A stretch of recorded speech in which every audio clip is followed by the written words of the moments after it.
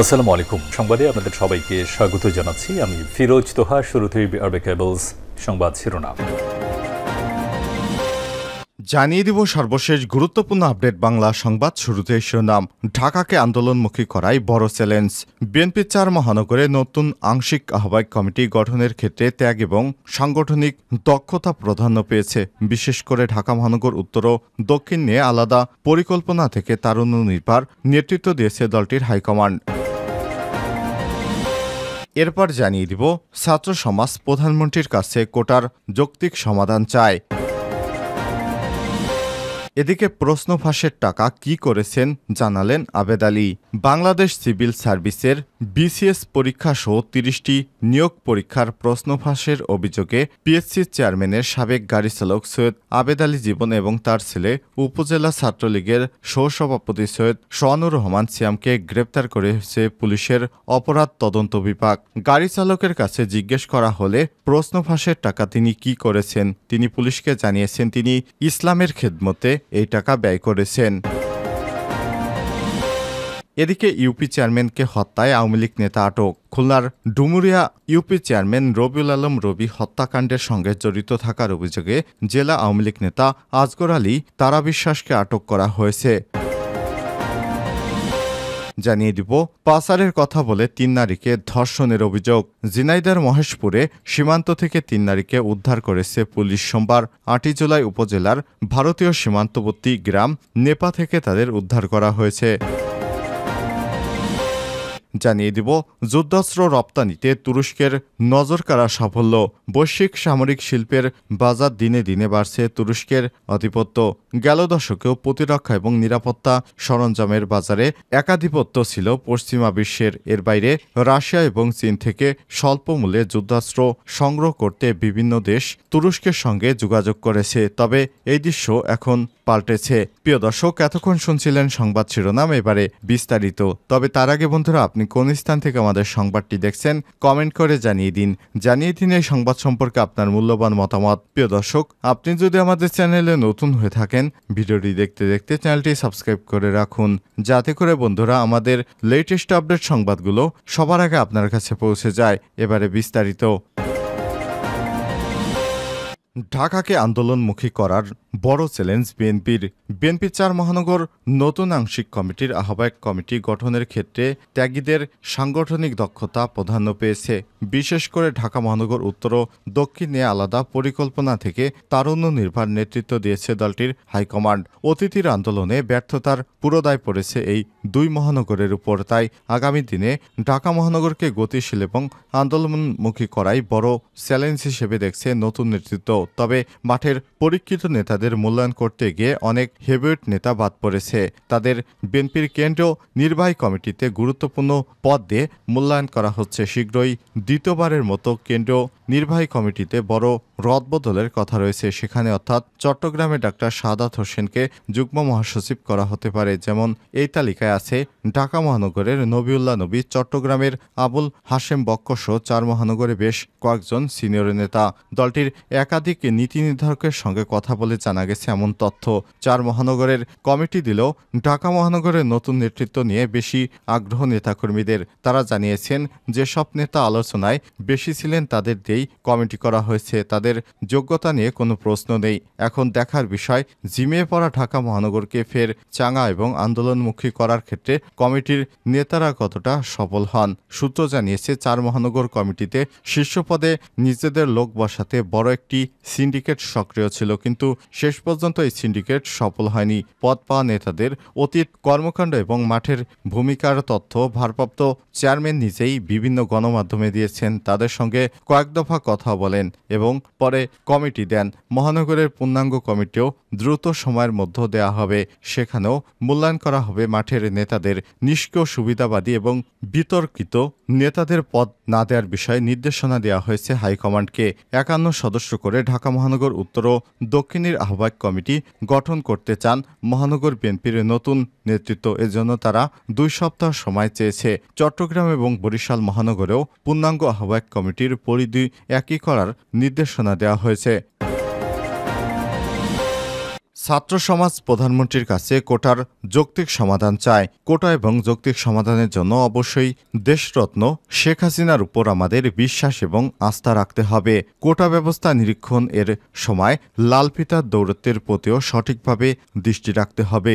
এই দৌরাত্ম্য সরকারের মান নিয়ন্ত্রণ করতে যেমন সক্ষম, তেমনিভাবে সবকিছুর উপর পূর্ণ কর্তৃত্ব বজায় রাখত তৎপর। কোটা সংস্কার শিক্ষার্থীদের অধিকার, সেটা আদায়কারীদের অসংলগ্ন কথা বলে দয়া করে আমাদের জননেত্রীকে বিব্রত করবেন না।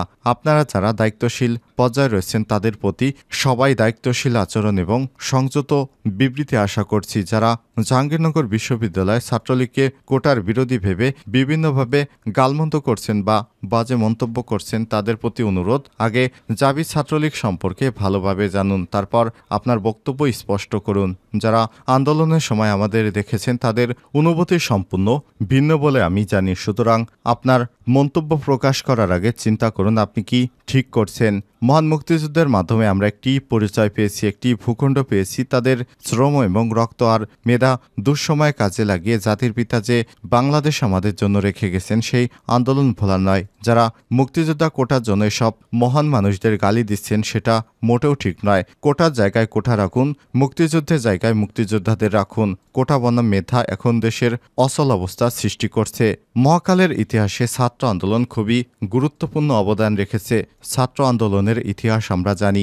একটি দেশের আমূল পরিবর্তনের জন্য ছাত্ররাই যথেষ্ট বলে আমরা সবাই মনে করছি।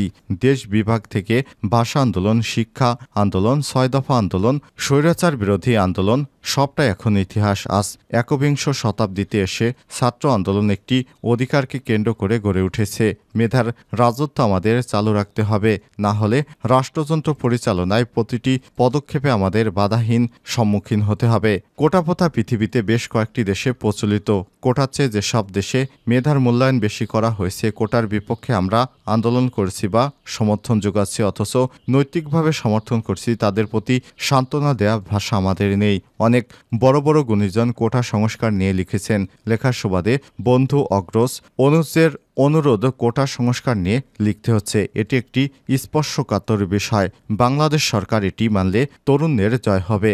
২৬ লক্ষ শিক্ষিত তরুণ বেকার, বিসিএস এর তথ্য। এরা সবাই আবার ভোটার। ২০০৮ সালে তরুণদের জোয়ারে আমাদের দেশরত্ন শেখ হাসিনার ক্ষমতায় অধিষ্ঠিত হয়েছিলেন। তিনি টার্মে দেশের অগ্রাধিকার শতভাগ এগিয়ে যাচ্ছে। তরুণ ভোটারেরা শেখ হাসিনাতেই আস্থা রেখে চলেছে। এরা ইতিহাস জানে। সোনার বাংলা বিনির্মাণ, বাংলার মেহনতি মানুষের জন্য শেখ হাসিনার কোনো বিকল্প নেই। পৃথিবীর কাছে বাংলাদেশ শুধু একটা নাম নয়, একটি জাতি চেতনা, জাতীয়তাবোধ সবটাই তুলে ধরেছেন বঙ্গবন্ধু কন্যা। প্রশ্ন ফাঁসের টাকা কি করেছেন জানালেন Abed Ali. Bangladesh civil services BCS পরীক্ষা সহ ৩০টি নিয়োগ পরীক্ষার প্রশ্ন ফাঁসের অভিযোগ পিএসসি চেয়ারম্যানের সাবেক গাড়ি চালক সৈয়দ আবেদ আলী জীবন এবং তার ছেলে উপজেলা ছাত্রলীগের সহসভাপতি সৈয়দ সোহানুর রহমান শ্যামকেও গ্রেপ্তার করেছে পুলিশের অপরাধ তদন্ত বিভাগ সিআইডি। গতকাল রোববার রাতে বেসরকারি একটি টেলিভিশন চ্যানেলে অনুসন্ধানকারী প্রতিবেদন প্রকাশের পর সাঁড়াশি অভিযানে নামে সিআইডি। পরে সৈয়দ আবেদ আলীর ব্যক্তিগত প্রোফাইল ঘেঁটে দেখা যায় রাজনৈতিক, সামাজিক কর্মকাণ্ড, দান খয়রাত আর পরহেজগারির নানা খবর। গণমাধ্যমের সঙ্গে এক সাক্ষাৎকারে আবেদ আলীর কাছে জিজ্ঞাসা করা হয় প্রশ্ন ফাঁসে কত টাকা ইনকাম করেছেন। জবাবে আবেদ আলী বলেন, প্রশ্ন ফাঁসে যত টাকা কামাই করেছি সব খরচ করেছি আল্লাহর রাস্তায়। গত ১২ জুন আবেদ আলী তার ফেসবুকের এক পোস্টে লিখেছেন, আমার জীবনে কোনোদিন অসৎ উপায় অবলম্বন করিনি, গায়ে খেটে ভাগ্য পরিবর্তন করেছি। প্রতিবেদন অনুযায়ী অভিযুক্ত পিএসসির কর্মকর্তা কর্মচারীরা হলেন উপপরিচালক মোহাম্মদ আবু জাফর, উপপরিচালক জাহাঙ্গীর আলম, সহকারী পরিচালক এস এম আলমগীর কবির, সহকারী পরিচালক নিখিল চন্দ্র রায়, চেয়ারম্যানের সাবেক গাড়ি চালক সৈয়দ আবেদ আলী জীবন এবং অফিস সহায়ক খলিলুর রহমান। বিপিএসসির কোনো নিয়োগ পরীক্ষা এলেই প্রশ্নফাঁস করে অর্থ লোপাটে মেতে উঠতেন এই সংঘবদ্ধ চক্রটি। উল্লেখ্য, মাদারীপুরের ডাসার উপজেলা বাসিন্দা আবেদ আলী একজন ড্রাইভার হলেও তার কোটি কোটি টাকার সম্পদের তথ্য সামনে এসেছে। প্রশ্নফাঁসের সঙ্গে জড়িত থাকার কথা সামনে আসার পরই সোশ্যাল মিডিয়ায় তার বিপুল সম্পদের তথ্য তুলে ধরেছেন নেটিজনেরা। ইউপি চেয়ারম্যান হত্যায় আওয়ামী লীগ নেতা আটক। খুলনার ডুমুরিয়া ইউপি চেয়ারম্যান রবিউল ইসলাম রবি হত্যাকাণ্ডের সঙ্গে জড়িত থাকার অভিযোগে জেলা আওয়ামী লীগ নেতা আজগর আলী তারা বিশ্বাসকে আটক করা হয়েছে। আজগর আলী তারা সদস্য উপজেলা পরিষদ নির্বাচনে ডুমুরিয়া উপজেলায় চেয়ারম্যান প্রার্থী হিসেবে পরাজিত হয়েছিলেন। সোমবার 8 জুলাই বেলা 11:30টার দিকে জেলা গোয়েন্দা পুলিশ ডিবি তাকে আটক করে বলে বিভিন্ন সূত্র থেকে জানা গেছে। পুলিশের একটি সূত্র জানায় ইউপি চেয়ারম্যান রবি হত্যাকাণ্ডে জড়িত থাকায় সন্দেহে ডিবি পুলিশের সদস্যরা সোমবার বেলা 11টার দিকে নগরীর রায়েরমহলের মোস্তফা মোড় এলাকায় বিশ্বাস প্রপার্টিজের অফিসে অভিযান চালায়। এ সময় জেলা আওয়ামী লীগের সদস্য এবং ডুমুরিয়া উপজেলা নির্বাচনে পরাজিত চেয়ারম্যান প্রার্থী আজগর আলী তারা বিশ্বাসকে ডিবি আটক করে আটকের পর তাকে নিয়ে বিভিন্ন জায়গায় অভিযান চালানো হচ্ছে। তবে সোমবার পর্যন্ত পুলিশ তার আটকের সত্যতা নিশ্চিত করেনি। এদিকে তারা বিশ্বাসের আটকের পর ডুমুরিয়া থানা পুলিশ দীর্ঘ 3 ঘণ্টা তারা বিশ্বাসের মালিকানাধীন বিশ্বাস প্রপার্টিজের কার্যালয়ে অভিযান চালিয়ে একটি শটগান, একটি খেলনা পিস্তল, একটি রিভলভার সদৃশ লাইটার, 57 রাউন্ড কার্তুজ এবং 9 রাউন্ড কার্তুজের খোসা জব্দ করেছে।